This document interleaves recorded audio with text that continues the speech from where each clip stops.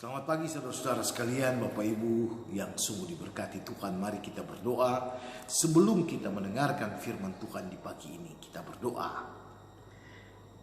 Dalam nama Tuhan Yesus, kami percaya damai sejahtera Allah akan melingkupi hari-hari hidup kami. Dan kami boleh diberkati dengan firman di pagi ini untuk kami menjalani kehidupan kami. Dan biarlah nama Tuhan senantiasa kami permuliakan. Dalam nama Yesus kami berdoa. Amin. Bapak Ibu, saya membaca firman Tuhan dari Injil menurut Lukas pasal 8 ayat 26. Firman Tuhan berbunyi demikian. Lalu mendaratlah Yesus dan murid-muridnya di tanah orang Gerasa yang terletak di seberang Galilea. Demikian firman Tuhan.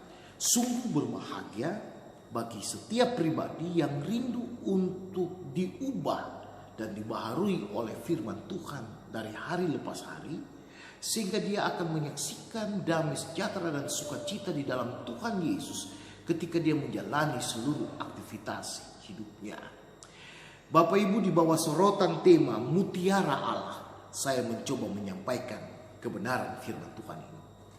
Ayat yang baru saja kita bacakan ini didahului oleh sebuah perikop yang oleh Lembaga Alkitab Indonesia diberi judul Angin Ribut Diredakan. Artinya sebelum Yesus tiba di Gerasa, Yesus bersama dengan murid-murid melewati sebuah tantangan angin ribut yang menggoyahkan perahu mereka, sehingga murid-murid ketakutan saat Yesus tertidur. Tapi di dalam kekuasaan Yesus, angin ribut itu dapat diredakan.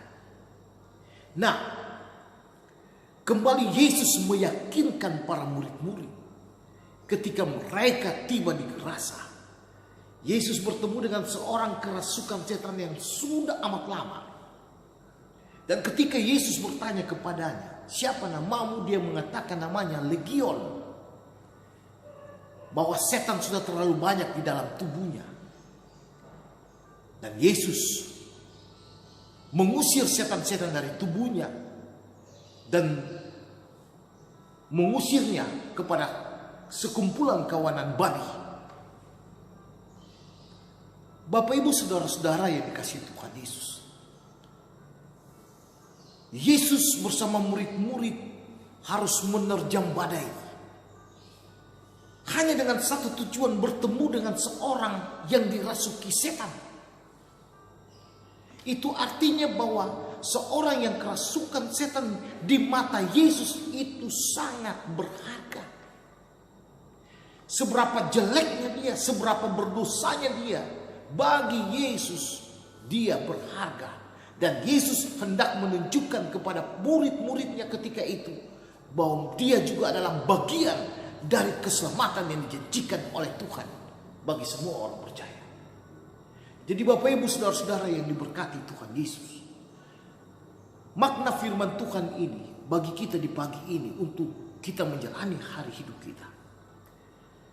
Seberapa besarnya dosa kita, seberapa jeleknya pun pandangan orang kepada kita, seberapa ngerinya kehidupan kita di tengah-tengah kehidupan persekutuan kita menurut pandangan orang. Ingatlah, Anda dan saya selalu berharga di mata Tuhan. Anda dan saya mau diubah oleh Tuhan Allah untuk menjadi lebih baik bagi pekerjaan dan kemuliaan nama Tuhan. Jadi siapapun dia, tidak memandang tua atau muda, semua anak-anak Tuhan yang merasa berdosa di hadapan Tuhan Allah, Tuhan akan mengubah dia. Karena bagi Tuhan kita, Anda dan saya, sungguh berharga di mata dia. Bagaikan sebuah atau sebutir mutiara akan dicari dan ditemukan oleh seorang pemiliknya ketika jatuh di dalam kubangan lumpur. Dia akan mencarinya sampai dia ketemukan mutiara itu dan kembali menunjukkan kecantikan dari mutiara itu. Berbeda dengan ranting pohon yang kering atau dedaunan yang sudah kering jatuh dalam lumpur itu, pasti dia tidak akan mencarinya. Ada barang, ada nilai. Begitupun Bapak Ibu Saudara yang dikasihi Tuhan Yesus. Yesus selalu menjamah mereka. Yesus mencari mereka yang selalu mau merendahkan hatinya di dalam segala keberdosaannya, di dalam segala kelemahannya. Yesus akan mengubah dia, dan Yesus akan memberikan segala sesuatu yang terbaik bagi kehidupannya. Oleh sebab itu, percayalah bahwa setiap orang berdosa berharga di mata Tuhan. Maka jangan pernah takut untuk senantiasa menyatakan kasih bagi setiap orang yang membutuhkan kasih, karena engkau dipanggil untuk menyatakan kasih kepada semua orang, siapapun dia. Untuk itu Bapak Ibu yang diberkati Tuhan Yesus, mari, seberapa buruknya kita pun, yakinlah bahwa tangan kasih Tuhan Allah akan mengangkat dan membersihkan kehidupan kita, sehingga menjadi bersinar kembali bagi kemuliaan Tuhan Allah.